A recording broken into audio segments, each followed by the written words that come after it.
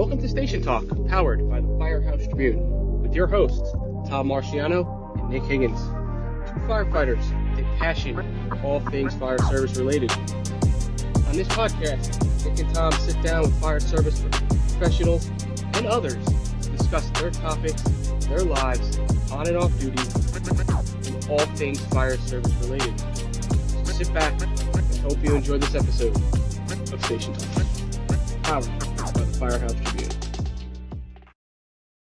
All right, welcome back to another episode of Station Talk. Today we're getting into the conversation that a lot of people think about, but not a lot of people want to talk about. Volunteer staffing, accountability, and the conversations that we should be having, but sometimes we're avoiding them. We're joined today by Chief Gene Landers from Orange Township Fire Department, Indiana, with 17 years on the job, leadership role as chief. Chief, it's a great honor to have you here. We appreciate you coming on, and why don't you introduce yourself a little bit? Tell us about your background. Yeah, thanks for having me on the show. My name is Chief Landers. You can call me Gene. But we are in a small town in northeast rural Indiana. I started my endeavors in the fire service at the age of 2. I kind of was fortunate enough to be dragged out of an opportunity at a young age. And so mom and dad were in the fire service, or mom and dad were heavily involved in the fire service. So from the age of 2 in the 90s, early 90s, very early 90s, I was blessed to experience the evolution of the fire service, and then some kind of experience that involved good times and bad times. And we have paid departments around us that keep us on our toes. We keep moving. We're busy up here. We're not terribly busy, but I've been doing this for 3.5 years as the chief. I've got a wonderful staff, wonderful group, command staff, administration. Conversations are being had. We're talking about tomorrow. We're not talking about yesterday. And we're sure in the heck not talking about what we did in the 30s and 40s and 50s. So, Love that. Yeah, we're just a progressive small group that's trying to take care of the people. That's the number one priority. And when I say people, the people we serve and the people serving those people that we serve. Yeah. So how did your career lead to becoming chief? So I don't really go into details about that. It was actually a unique position, unique opportunity. I was given an opportunity once again. 1991, 92, I was adopted by an opportunity, right? My parents took me in from an unfortunate situation and brought me into the fire service. And in 2022, there was, as we all know, elections happen. And those elections sometimes are driven by forces to change. As long as they're in good intentions, that's the item that keeps me asleep at night. Is that there was no harm or foul done during the purposeful drive of good change. I was asked to fulfill a position, and I was told to take the organization to where it should be under the responsibility for the people of our community. And I accepted that. And it's been a long 3.5 years. I'm actually looking at the road out. And I'm hoping to wrap that up either within the next 8 months to 3 years. I'm kind of debating on my kids on where they're at. It's been a long 35 years around the fire service. And I'm unfortunately giving my kids the same treatment that I dealt with, which has been a great opportunity. But unfortunately, that comes with consequences and some struggles and really some, things that we just can't avoid when we're in this job. So tell us a little bit about Orange Township. What's your department size like, your call volume, staffing model? How's that work? Yeah, so originally we started off with about 200 calls a year, and that was in the 2022, 2021 range. And then COVID, it just didn't really affect us much. I don't want to say that it didn't, but it didn't impact us due to population. I mean, we have a population of 5,000 in the wintertime and 10,000 in the summertime. We have a large lake. We have a lot of water around us. We're very rural. Unfortunately, our community, our city that we sit beside or that we work directly beside, they don't have a water tower. They don't have hydrants. We're a heavy rural drafting, sucking, pushing department. And we run about 400 calls a year. And that's a mixture of hazmat, medical, fire. We are one of the busiest departments in the county when it comes to fire. And I don't want to say that in a bad way. They really amount down to room and content fires, early suppression, early searches. We don't have a lot of property damage when it comes to our structure fires. And then we're agricultural. So when we get those, I think we all know how barn fires go. but we're heavy hitters. We hit it hard, fast. But that being said, with all that being said, 400 calls a year, we did not think that 1 hour training a month was good enough. So you'll see 2 hours every Monday night. You'll see, and I mean every Monday night. And occasional, these guys they'll take a week off, but they're hitting runs at midnight that same day, and it's great. The department's come a long ways, and it wouldn't have happened if it wasn't for the excellent group that we have currently. And really, Orange Township just keeps pushing, moving forward, and having better conversations with the community so they understand the need. Love it. So we'll just, you know what I'm actually curious about. You mentioned your call volume is about 400 calls a year. Now, the population gets heavier in the summertime with the lake and stuff. Do you see an increase of your calls in that time frame, or is it kind of like the same about year round? I apologize. I don't have those study numbers on me, but I do have them. We see an increase right at the first of the year. And then I think October last year was our busiest. I think we had 50. I don't have the exact numbers, and I do apologize. Right. No, that's it. But we have a really safe watercraft environment. And when I mean that, we have heavy conservation officers. So there's always the law on the lake at most times. But I think the occasional boat fire or some kind of medical emergency occurs on the lakes. But it's really not a heavy. They come in on the weekends and then they're gone. And they come in on weekends. Okay. So yep. Not a big. Yeah. Not like flux. Yeah. Yeah, that makes sense. Yeah, because I wasn't sure how. Like, I know some places are like, from June to September, this lake is full completely 24/7 year round. But if you have the conservation officers there, that really helps because you're not getting the wild side of it as much. So it gets wild, but that runs into medical calls at midnight, 1 o'clock in the morning. I think we all know what I'm talking about.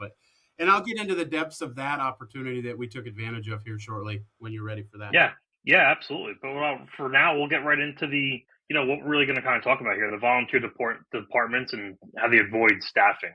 Mm-hmm. What do you mean by avoid staffing? Yeah, so, and I can only speak for my time being around volunteer fire services, and at least in the county that I grew up in. I know for sure, looking back, you couldn't have told me 10, 15 years ago that I was wrong because I wouldn't have listened to you. And I think that is going on today. I think when you talk to the people that raised me in the fire service, they've lost their minds. They don't stop and realize that they don't really have the reins anymore. And we have passed exit ramps many times for this opportunity. And I never thought growing up in a volunteer fire service, 20 years ago, 30 years ago, that why do we need paid staff? Why would we need full-time firefighters? And getting older, maturing, and starting to look at the facts and looking at the reality. I don't care if you run 200 calls a year. If you can't make 200 calls a year, you have a problem. These people are paying for it. I think the reality is they want to do it, and I think they might dream of it. And this is a pure assumption, but I can tell you my reason of why I didn't want to is I didn't need no paid guy telling me how to do it, and I didn't want to miss the fire engine, and I didn't want to be second, third due, which are all selfish bullshit reasons. Yeah, no, I get it. And, it's a hot topic all over the place, obviously. It's a ridiculous topic. In my county, we have the same type of area, but my county, we're a little different. We have some more suburban, urban areas, and then we have way rural areas. Like, every fire department has, volunteer issues. Like in my volunteer department, we have issues with sometimes when people work, shift work. We have a lot of people in our firehouse who are dispatchers, police officers, firefighters. Factory workers? And yeah, exactly. And sometimes on a Tuesday at 9 a.m., you might get 3 people to call. But then the next day on Wednesday, we might have 25 people. Like we have 97 people on the roster, among our 3 firehouses. And for the most part of those active 97 people, about 75, 80 of them are actually coming out. Are we seeing them every day? No, obviously. But over that time frame, that's how it's going down. But then there's other departments that aren't like that. And that's where it's getting really weird because those are the guys that are like they have, 15, 20 guys in the department are running 100 calls a year. There's nothing out there. So when the talks of like, oh, this could be a career shop where you're going to get service, some people even jump into the thing of like, well, who's going to want to be a career firefighter there because you're not doing anything? Which, unfortunately, I think that comes up to the places in our area that are career. New York City, Newburgh, New Rochelle, Yonkers, they're all ghetto firefighting. And that's what everyone is like looking at for career firefighting. So you're right. Those conversations start and then you get into the people that are like, I'm not going to listen to a career guy. I'm not going to do that. Yeah. We'll get into your department a little bit more, but like, I don't know how it is by you, but the combination departments that I mentioned earlier, some of them, like the chiefs aren't even career. The chiefs are volunteer. And then the drivers and stuff, they're, those are the career guys. So it's like falls into the weird range of you get the volunteer fire chief who's trying to order around the career firefighter. Not saying that he may not have knowledge, but it gets those two folks should just cut ties and start working together. There's no reason for that driver to even think anything less of his what I'm going to call administrator, because at the end of the day, they're both firemen. Yeah, that's got to that stuff's got to stop.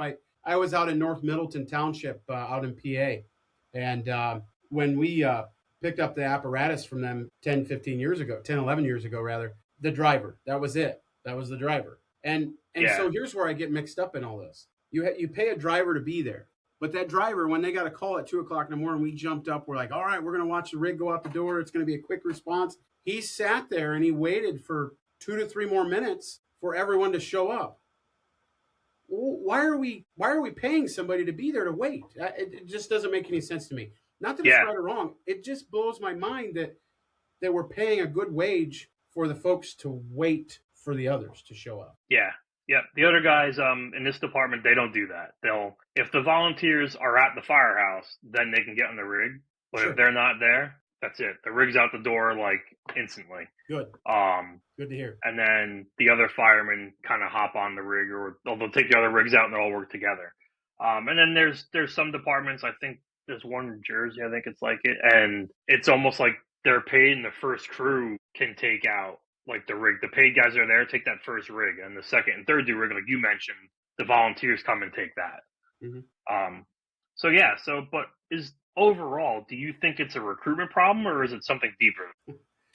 So when you ask about recruitment, we've had a recruitment issue for 30 years. I've been doing this. This is my 17th year. I've been around a firehouse for 35 years.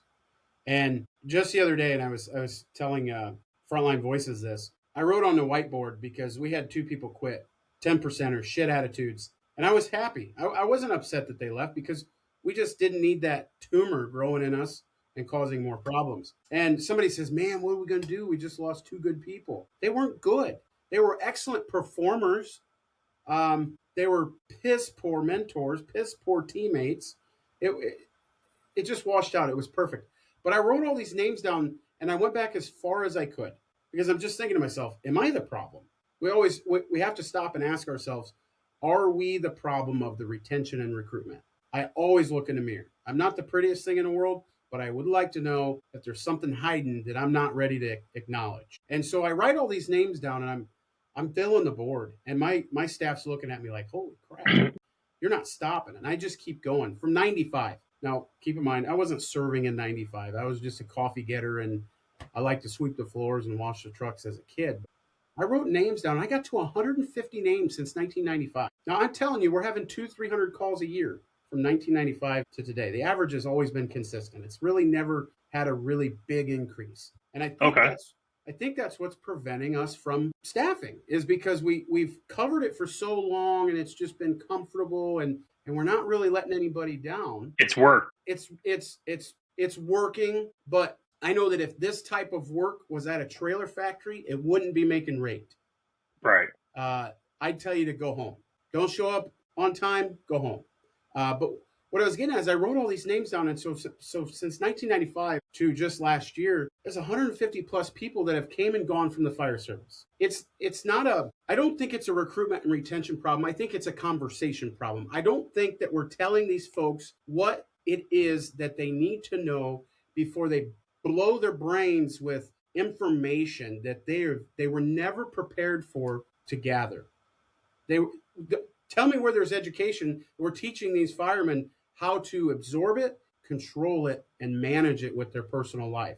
There's none. You've got leadership training, you've got tactic training, operations training, engineering, you've got all this stuff. But where are we managing recruits' absorption? Where are we managing that? Where are we showing them that, okay, you've learned this, great job. Now get it right, get it good, get it well, and we'll start moving on into the next thing. Nope, they want to see what's on YouTube. They want to see what's here. They want to see what's on TikTok, and they want to start being Billy badasses, and then they drop off the cliff. And then there's the fire service with nothing in our hands. Yeah, that's fair. Yeah, the recruitment and retention, I've always said one thing is if you don't have anything more than a T-shirt to offer, don't sit down and ask yourself why we're losing people.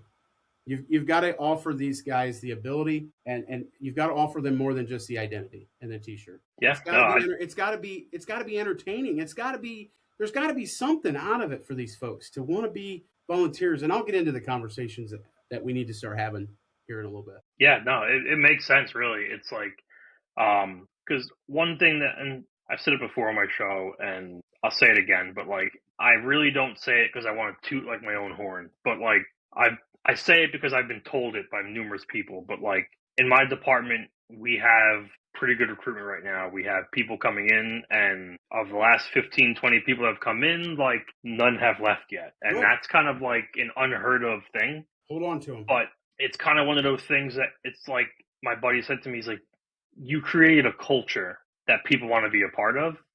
And I'm fine with that. And I understand that. And that's, I appreciate people saying the cool stuff like that, but in my eyes, the way I look at it is it's like, even if I have the best culture out there, what more can we give to these guys before the high of my culture runs out? Like, like if it's like, oh, I want to be part of this culture and it's great and I'm here for 4, 5, 6 years and it's like, well, the culture is still there. It's still cool, but like, what more am I getting out of it? That's what trend is, right? We know what trend is. We see it all the time, right? Look at the Tide Pods, right? Like, right, exactly. We dealt with that. We deal with trends, and when we start seeing trends, we have to figure out how to adapt to it. I don't know the answer to it. I've got to sit down and have conversations with the folks that are trending, and figure out how. Okay, we're headed into something that we've never experienced before. I don't know if I'm allowed to say it. Hen nozzles. Okay. I have seen so much trash about hen nozzles. We have 11 hen nozzles. And when I first saw it, I was like, no way. But I was easy to shut it down. But the staff loved them. They loved them because they work. And I'm not going to go into the dynamics because they studied the data, they presented it. But I was able to understand it.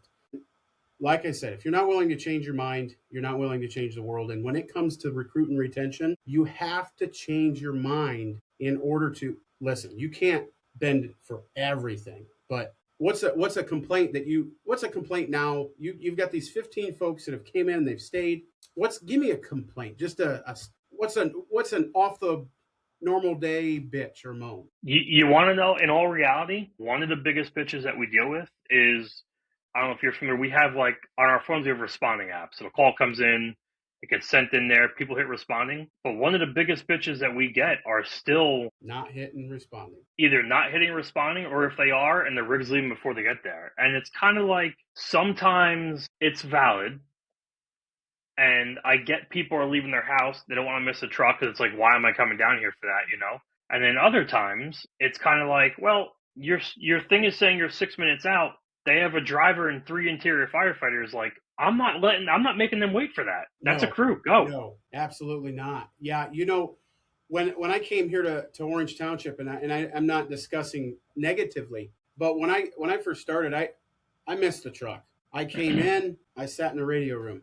That's what I was always taught to do. And I had a guy come in. It was like my first month here at this organization. I originated 2 miles north of here. But I came here and this guy shows up and he's like, well, missed the truck. I'm going back home. What are you doing?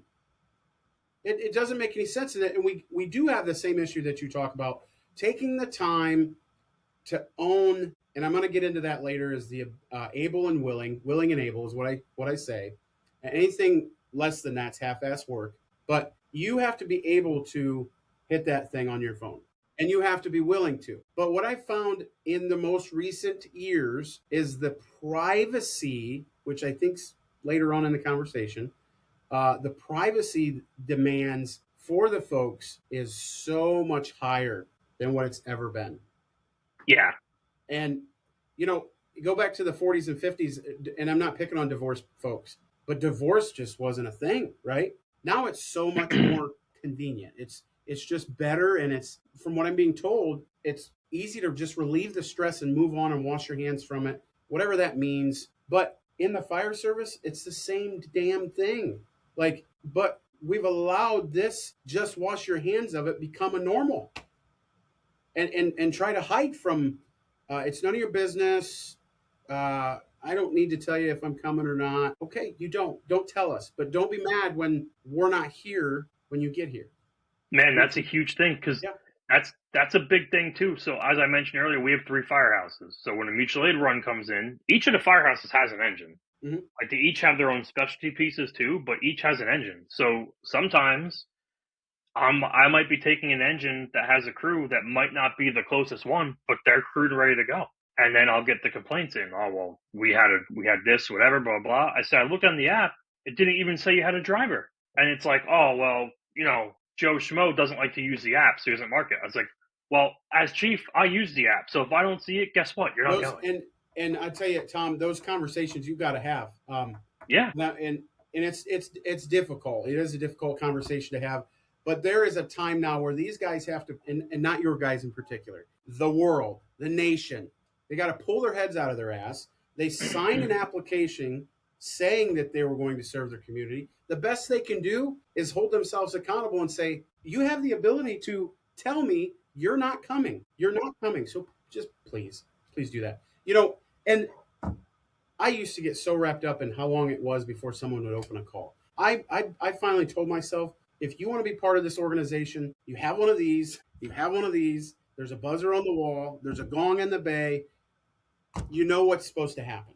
And if you don't meet these standard requirements, thank you for your service. You're dragging everybody else down. No, I agree. And, you know, I think... And that's tough on the guys that are busting ass. Correct. I think, that's and tough. That's the other tough part, is because we get it because the one engine company that the driver doesn't use it for, in the middle of the night, that's always my engine company that's coming out the door for me. Like, they're thick and thin. I know that they're always going to be there, you know? But it's like when the glory fires come in, these other rigs are sometimes getting it because they're crewing up faster. Nothing against that engine company, because not everyone lives right there like they do with the other firehouse. Everyone lives within, like, you know, a half a second of the firehouse. But I got to look at my staffing. And in 2026, this is what we're using. And that's who I'm seeing staff. So if I don't see you have a driver, I'm not even going to pay attention to it. I'm going to assume in my head, hey, you have no driver, so you're not going to. It's their job to respond. It's your job to account.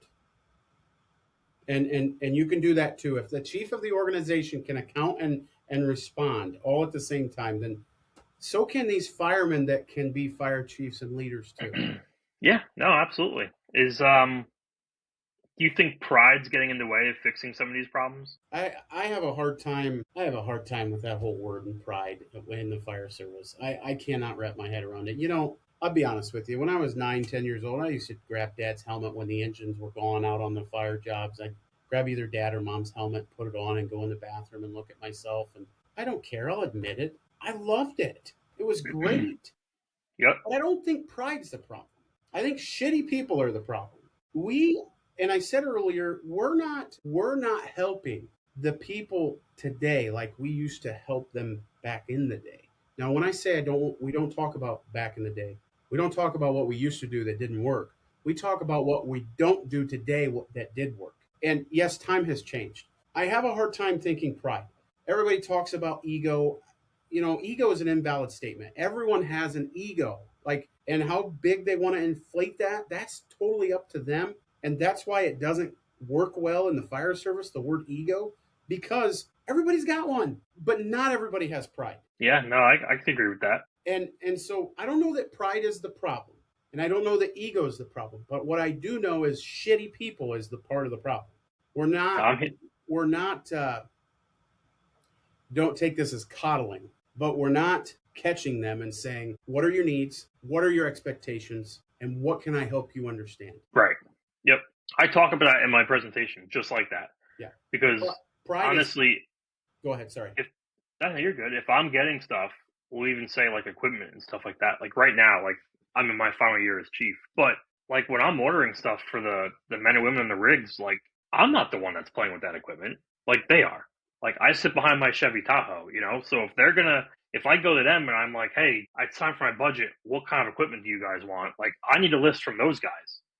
And sometimes my board's like, well, what is this for? Why do they want it? And you know what? I'll ask them why, but like at the end of the day, because my guys want it. And if it's going to kind of make them happy and want them to use it, then I'm kind of here for that, you know? So when we get into some talk about when you said you sit behind your command vehicle, when I start going into my conversation about things we need to do different, don't take any offense to what I'm saying. I can only refer to my experiences. That's fine. I usually wander, so it's okay.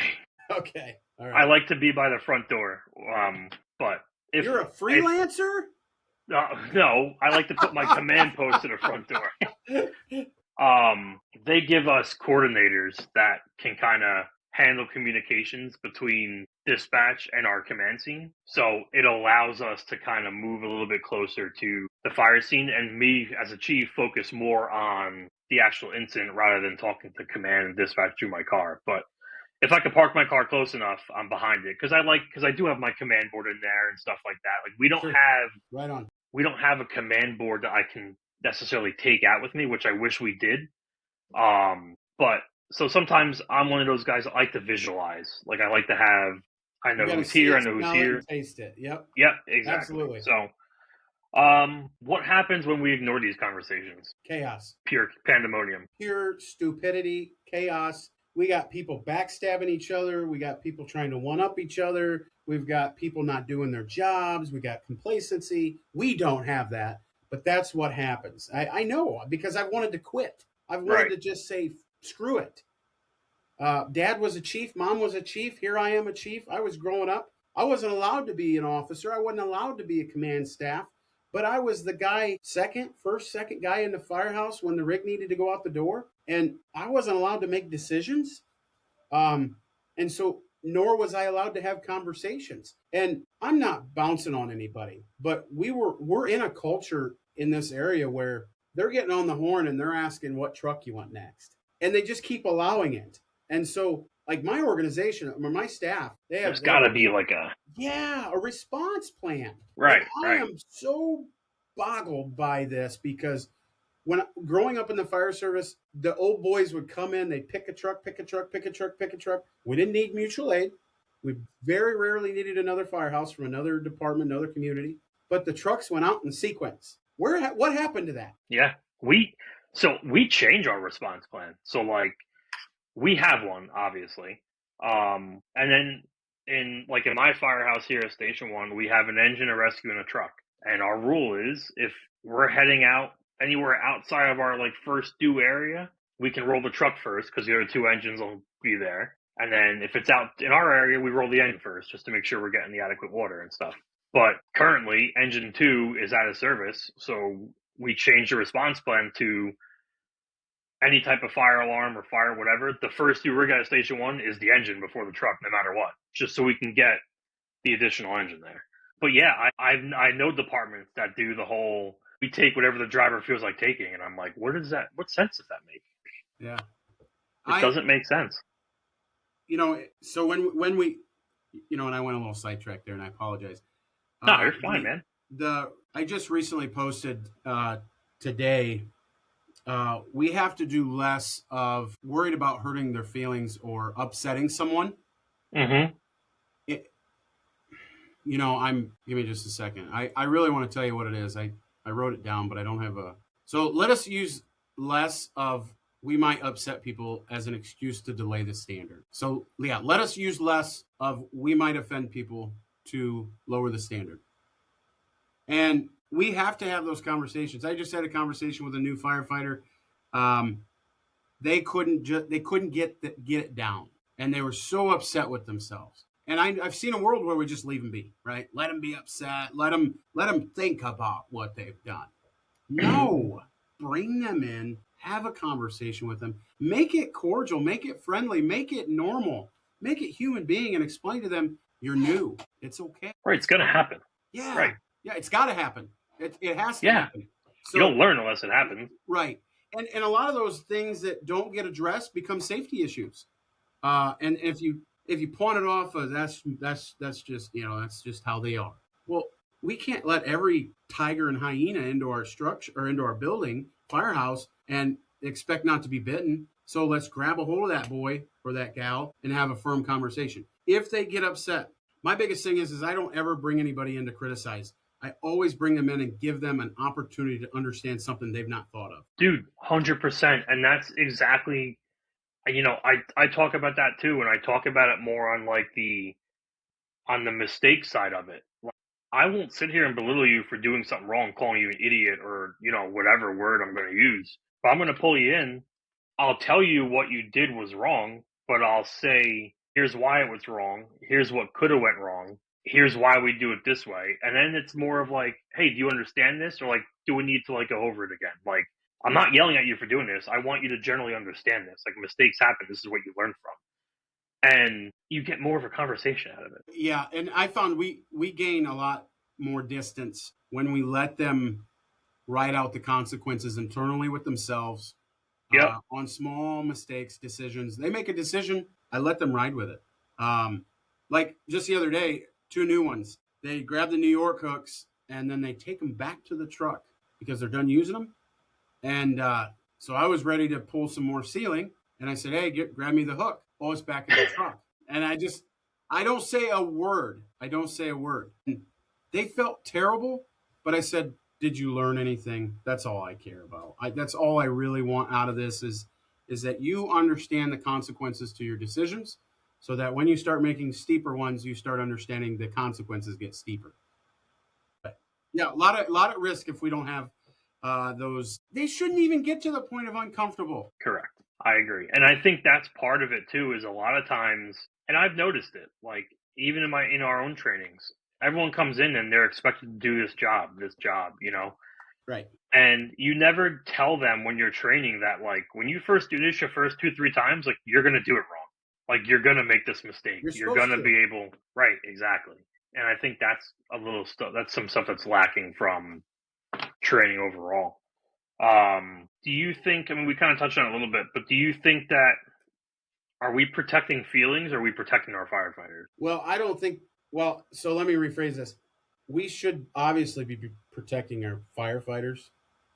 I guess, are you asking, are we blocking the idea that certain people need extra padding? Yeah, kind of that. And even, I think maybe even on let's even go the staffing route. Like, if we know we need maybe career staff or something like that, and some of the volleys don't like that, like, are we protecting their feelings? Are we protecting our firefighters? And in my opinion, protecting our firefighters is getting more firefighters to the scene with us.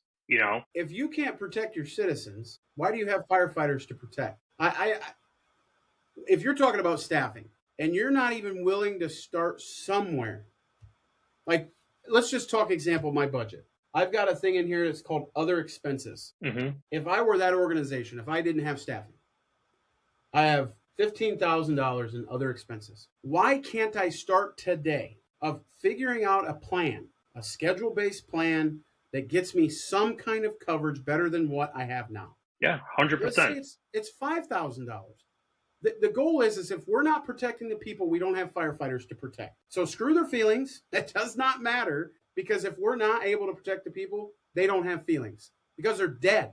Like, they're not producing. They're not coming to the station. They're not interacting. They're not even part of the variable. Right. So, and that's that. I love that aspect of it, because like everyone loves to throw the word of volunteer out. Yeah. And I get it. Yes. Oh, it's volunteer. It's volunteer. It's volunteer. I get it. But you're not reminding volunteering everybody that you do it for free. Well, right. But you're also not volunteering to like hand out soup at a soup kitchen. Like, you're volunteering that when your neighbor needs help, like, you need to get your ass in this rig and get out there. If you weren't doing half of this stuff in your real world, your real job would get rid of you.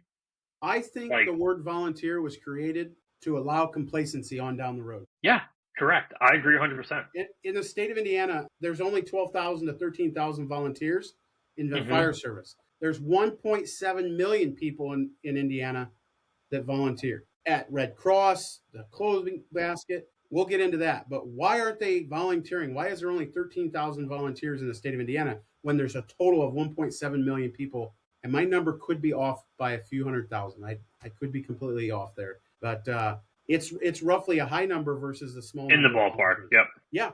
And I get it. so it's like I said, if we're not protecting the citizens, we have no firefighters to protect. So you mentioned that we've kind of lost ourselves when it comes to conversations. What do you kind of mean like that, or mean by that, and what do meaningful conversations look like? So I was humbled the other day. We had Corley Moore here. He did a weekend class for us, him and Amanda, and he brought up something that really woke me up.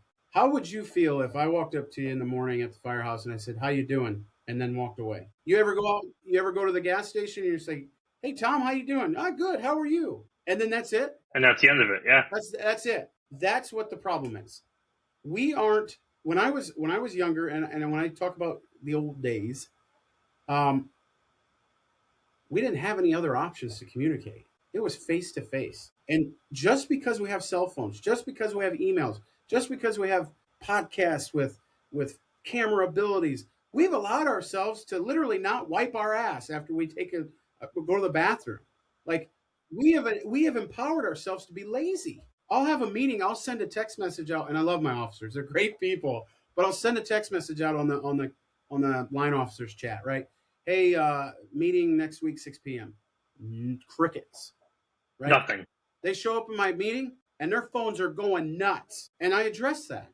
You're not going to come into this office where we're a productive organization and steal my time, and I don't want to steal your time. So let's put our heads together. Let's come up with good bits and pieces, and let's actually enjoy or not enjoy each other's company and get a better understanding of what's going on. Like I said, if you're not willing to change your mind, you're not willing to change the world. And if you're not willing to listen, you're definitely not willing to act. Yeah, no. For those in the firehouse that are listening that may, have complaints about certain things and they want to bring it to their officer's attention, is there a way that they can make a difference between talking with purpose versus making it sound like they're just complaining? Yes. Like, I understand how would you go that route? So what I learned is don't come to me, and I'm not coming to you with a problem unless you or I are willing to come up with a solution. I have to be willing to listen to someone complain because they're going to have to listen to me. Mm-hmm. This is a two-way street. Back to if you don't have firefighters, or if you don't serve the public, or you're not serving the people, you don't have any firefighters to protect. If you're not willing to listen, don't expect them to be willing to talk. And if you have an officer that is not willing to talk and they want to pass the buck on, get rid of them. They're a problem. They may be a 30-year officer, but they're making it difficult for the guy trying to get to 5 years. We can't wait till we're at 30 years to say, oh, I need to start passing things on. We should be doing that every single day, no matter our age, no matter our rank, no matter who we think we are. So as a new firefighter or a firefighter that's got a concern or a complaint, it's best to go home and think about it. Unless it's a safety issue, a non-exaggerated safety issue. But then again, at the end of the day, everything's a safety concern, and we should take it as such. But if it doesn't involve damage or life or risk, take a minute and think about it. I had a guy this morning, he walked into my office. He says, "Hey, Chief, do you think we can get a water can on the Quint?" He hasn't worked in like 2 or 3 weeks. I said, you go back out to your engineer and have a conversation with him. He was willing to come into my office and ask me questions about, hey, can we get something on the rig? And he went back out to the engineer and he says, "Wait, do you think we could get a water can on the rig?" And Chris takes him right over to the rig, opens the door and says, "There's your water can." There it is. So if I didn't have a good relationship with my folks, I think it would have been a different outcome. But we have to take a breath, and we have to realize that not everybody's like us. Not everybody's like each other. And we have to understand that. But there is a standard that needs to be kept, and it doesn't matter how you feel, what you think. You can't put any of it together if you don't conversate about it. So, new firefighters, older firefighters, you just have to be willing to. If it's a family member you don't want to listen to, it's the same thing, but you got to start. So with that, we'll take it into like a culture and trust aspect here a little bit. You've also mentioned when you and I have talked, and it kind of stuck out to me, is like not everyone is your friend. Not at all. You know, so like I know in the fire service, we obviously preach the word brotherhood, blah, blah, blah, whatever. But I think sometimes brotherhood gets mistaken for that you're always the best friend. And that's not necessarily what that means either. Like, it just means like, I'm going to have your back if you need me to have your back for something. But Yeah, here's what I've always told people. Brotherhood has two words in it, brother, and we're in the hood. That's right. the time to survive. That's the time to get with it. That's the time to be unified. But at the end of the day, when you're not in that hood, you cannot expect everyone to be your friend. When it comes to the job, there are people that you can talk to about the job. When there are things in your personal life, there are people you shall not talk to on the job or in the job about your personal issues. And you got to figure that out quick. And if you do decide to do that and you can't put that together, then you need to stop and take a minute and say, well, no wonder I'm getting worked up because I'm talking to people that don't even care. Again, it's brotherhood. We're brothers in the hood, and the hood ain't good. Like it's not meant to be comfortable. And outside of that, it's to each their own. When you check out at the end of the day and you go home, not everybody gives a crap about where you're supposed to be and what you have going on. Everybody else got the same problem. So that's what I tell everybody. We're brothers in the hood, and it ain't easy in the hood. No. And I feel like my firehouse is very close knit. Like in my firehouse, the brotherhood means like we're brothers. Like that's it. Like we do everything. Half these guys, you know, if I go tie my shoe, they know I'm doing it. You know, it's like they know every move I'm making. They know where we are, but not every firehouse is like that. And I've also seen the guys where it's like you just said, you know, if I'm having a personal issue, I'm not going to go to that guy for anything. But if I'm having an issue in the fireground, I know he's not going to let anything happen to me. And like, there's like a brotherhood act in that aspect of it, but not like a, hey, come to me for anything, kid. It doesn't exist everywhere. Not everybody's sitting at the same street corner you are. That's all I Correct. can say. Yep. How do you, I kind of want to switch it up with the culture and trust a little bit. As a leadership, how do we talk about making decisions that aren't popular? Like, I'm not talking about decision making that I'm the fire chief, I want to make this rule because I'm the guy in charge and I want it this way. But like popular decisions or unpopular decisions that you know for the betterment of the department or the community have to be done. Maybe the crew isn't so much a fan of it. The crew. Yep. Yes. So making changes that affect more than just you is always difficult. I think I did that in my first year. And I will tell you, those folks that were there in the first year are not here now. Okay. That's fair. That's what it is. You know, people call it drain the swamp. People call it pop the cyst, whatever you want to call it. But there are times where decisions have to be made. And with me, my first year, I had people like they were ready to chop my head off. Figuratively speaking, maybe some reality. Maybe, right. Yeah. Nonetheless, this community didn't know. They had no idea. They weren't informed. They weren't educated. And so now when a decision is made, obviously we have budgetary decisions that are made with our advisors, with our financial chairmans, and that gets us approved for the year, and we work forward.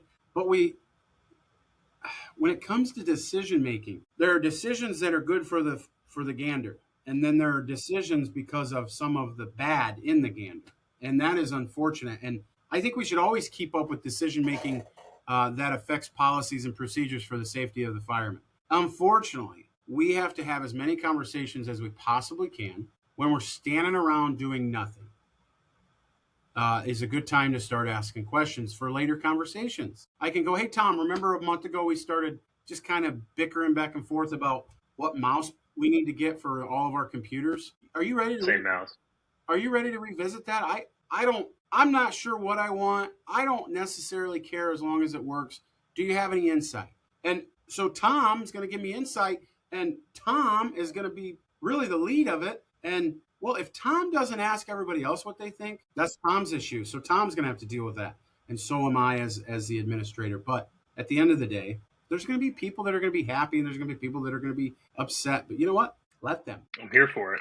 It is what it is. So I got two more topics here we're going to jump into. I want to get into some practical takeaways. You don't need to explain this in any kind of depth, but I just got 3 things here. Practical takeaways. What can departments do starting tomorrow to help out staffing or recruitment or even retention? Yes. Start having conversations with people that we don't usually have conversations with. Ooh, I lied. I do want you to get into that a little bit. So if we don't start having conversations tomorrow with people that we don't usually have conversations with, we will ruin ourselves, we'll destroy ourselves, because the fire service has been one way and one way only.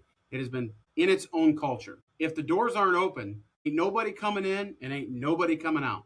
But when we're out in the community, my Quint, my engine, whatever my guys decide to take for breakfast in the morning, they go down to the diner, they have conversations with people. They were hostile conversations, but now they're informative conversations. Yeah, this is what we're doing. We started this in 2024. It's working really great. And it gets a little personal, but these people that are asking the questions, they're paying for it. And so we have to have, it does not matter. It does not matter to hide our wages. That's public information. Tell the people. I got a family of 4. I love working here at Orange Township. I make $16 an hour. That's just a made up number. I make $20, $30, whatever the number is. But at the most comfortable level that you can have those conversations with the people we haven't been having conversations with. I just recruited a lady, man, phenomenal. A little bit of rough, salty woman, but she worked at a gas station. I walked in. Her customer service for like the last 2 years has been phenomenal. All these old cranky people walk into the gas station. They walk out with a smile. She changes them. And I go up to her and I say, hey, you want to be on the fire department? She says, ha! She's like, if you knew what I used to do, I don't care what you used to do. Come in and talk. We'll talk about this. I'm really interested. I love your character. I love your energy. And she's got tattoos from arm to hand. And there's a generation out there that thinks that's a disgrace. I don't really care. It's their skin. But we've got to entertain people with conversations that we've never had before. You guys have community service at all that comes through? Yeah. Yep. So we do every one of details them. and stuff. We talk to every one of them. We start off with, what'd you do now? And then, what's your goal? What's your plan? Do you want a career change? Do you want to see something better? Here's what we do. Here's what we offer. Is it something you're interested in? Here's our expectations. Yeah, did he used to be a crackhead? Maybe someone used to be a crackhead.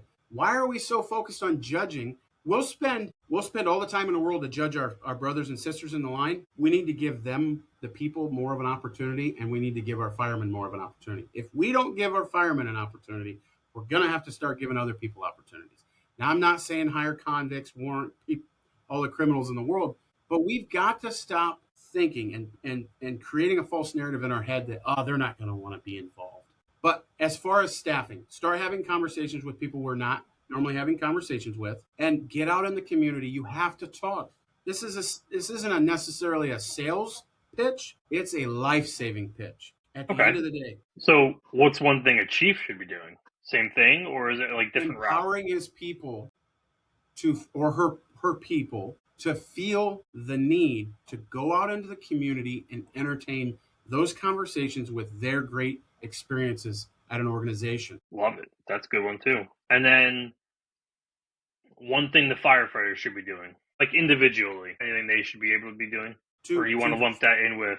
Everybody down to the chief, whatever you want to look, from the bottom up. We have to start having conversations with people we don't have conversations with. Very fair. Very fair. If the lady at the cashier looks at me and says, "Are you a firefighter?" I'm going to say yes. I'm going to say where, and I'm also going to throw this out. If I don't tell her, she's never going to know, or he is never going to know. If you're ever interested in doing something different with your life, get a hold of us. If Walmart didn't put all different types of coffee out there, you wouldn't know what to buy, right? There'd be one brand, and that's all you knew, and you tasted that, and you hated it. You'd never go back to it again, and that's it. There's no more coffee. Well, start giving more information and more data out there for people to grab. Very true. Very true. As far as administrations, though, in the staffing, do we really got to buy a $1.9 million fire truck every 20 years or every 10 years or every 5 years? Or what is the answer? I don't know. But is there a time where we can focus on response and work with a little bit of rust? I'm not saying rust buckets, but I just was part of an organization, a group, and I wouldn't call it a committee, but officer, staff, and firefighters. we started off by we wanted to buy a reserve engine, and we found one. We're like, we found one. That's good. It should work. And, well, we called and it was sold. All three of them, all three reserve engines were sold. And I had a picture of a truck they tried to sell me, garage.com. Love that organization. You ever heard of it? Yep. We just sold our ladder truck on it. Yeah. Love them. Yep. I had a Quint up there. Same color scheme, same GPMs. Guy walks in, he goes, whoa. He's one of my captains. I said, no, not happening. And he goes, why not? I said, I don't know. Why so? And he looks at me like he's kind of in trouble. I said, no. Why do you think that this is acceptable? And he said, well, why don't we start getting rid of real estate and start using just one truck for some of the things that barely already get used? And we just had conversations, and we were able to disagree, agree, to come up with a solution and put the facts out on the table and get along. I hate that. We all just need to get along. No, we all just need to start talking and being humans. Yeah, no, I agree. As far as the administration on staffing, we got to take the extra tad bits that we have. We saved money on buying the Quint and not spending a $1.9 to almost $2 million. We spent a third of that. The truck's phenomenal. It came from South Charleston, West Virginia. We did that, removed other apparatuses that don't have a frequency whatsoever, and are able to focus on more staffing in the future to continue to grow. It's okay not to have a brand new truck. You ready for some rapid fire questions? Hit me. Quick answers, nothing crazy. These are definitely ones I won't make you elaborate on. Just hit them up, rapid fire. Biggest issue in the volunteer fire service right now, which I think I know what you're going to say. The people. There you go. I thought you were going to say shitty people again, but that works. Shitty people. There you go, boss. One thing departments are ignoring. I think I know this answer too. I'm going to tell you what they're ignoring. They're ignoring the good. Ooh. There's a lot of that going on. I hate it. Good job. Thank you. I pull them in and I say, you should be proud of yourself. I don't blurt them out unless they're doing something fantastic. Right. I bring them in the office and I say, you need to be proud of yourself. I've been doing this 17 years, been around the firehouse for 30 some. I was not able to get where you're at today. I think you need to be proud of yourself. Shake their hand, congratulate them, and respect the fact that people are doing awesome things and moving fast based off our expectations of short staffing, equipment expenses, building maintenance. Be proud of them. Actually, literally own the matter that they're doing something that they could quit just like that, and they still keep coming back. So shitty people and just taking a minute to actually be genuine and having conversations that we're not comfortable with. We've got to have these. Yeah. All right. Most important leadership trait. I call it relativity. Relativity. Okay. You have to be able to relate to these folks' concerns. And for a minute, if you ever think that a guy that's been doing this for a year comes into your office or comes to an officer, comes to a leader, and you think this guy's crazy. No, bullshit. You've had it. You're just ignoring that you've experienced the problem because you want to look like a Billy Badass. That's fair. Relativity is one of the biggest leadership traits that people need to try to adhere to. All right. And one piece of advice for young firefighters. So, I have this written out somewhere, and I'm sorry I don't have it, but I got asked this on the Frontline Voices. So it was actually a very good question. I've never been asked that. But what I would tell new firefighters, train for who you're going to be, who you want to be. Never judge someone until you work beside them, and don't ever think about quitting. Okay, that's good. I'm here for that. I like that. And the other thing, the last thing, be willing to make mistakes. Really like that too. I like to tell people, don't let your mistakes turn you away from continuing your service in the fire service. Yes, I have another quote. Don't judge your past don't judge your past with today's endeavors. Yep, absolutely. Just because you have mistakes, whether they're mistakes from the fire ground or mistakes before you join the fire service. Yeah. You know, we're human. People make mistakes. The most sincere tip that I have for any new firefighter is please do not ever, I don't care what you hear, what you think you saw, what someone tried to manipulate you to think. Don't ever judge another brother or sister until the moment you're standing beside them, working with them. Yeah. Okay. Well, this has been good. So I'm going to let you do one final question here. So if you could leave the fire service with one message, what would it be? It is not ours to own, So take care of it and don't trash it because you don't want someone else to have it. We're just here to manage it. I like that. Perfect. Well, Chief, Gene, whatever you want to be called, really appreciate you coming on the show today. This was a great inside topic, especially into some of the conversations that people may not want to be having. So the fact that we had the conversation and then they can listen to it and hopefully get some ideas and maybe bring it back to their people or their officers, I think it works out great. Really appreciate this. I was looking forward to this pretty much all day. You and I were talking earlier this morning. But no, really appreciate you coming on. No, thanks for having me. That's my second podcast. I got nervous on the first one. The second one, I found that a lot of the questions related to the material are they're repetitive answers. And I stick with it. That's my heart. That's my mind. And I don't expect everyone to adhere what I say. I don't expect anybody to think that I feel I'm almighty. It's my experiences, and I'll listen to your experiences too, because at the end of the day, this is not ours to own. It's ours to manage. And we have to be willing to pass it on when the time is appropriate and not when it's too late. Yeah, 100%. 100%. Thanks again. Of course, absolutely. So to everyone on Station Talk listening, we appreciate you tuning in. More good guests are coming up as the year goes on. So until then, just stay safe, live inspired, and work hard. Thank you for tuning in to the latest episode of Station Talk, powered by the Firehouse Tribune. We hope you enjoyed today's content. We would appreciate it if you could give us a 5-star rating and or leave us a review.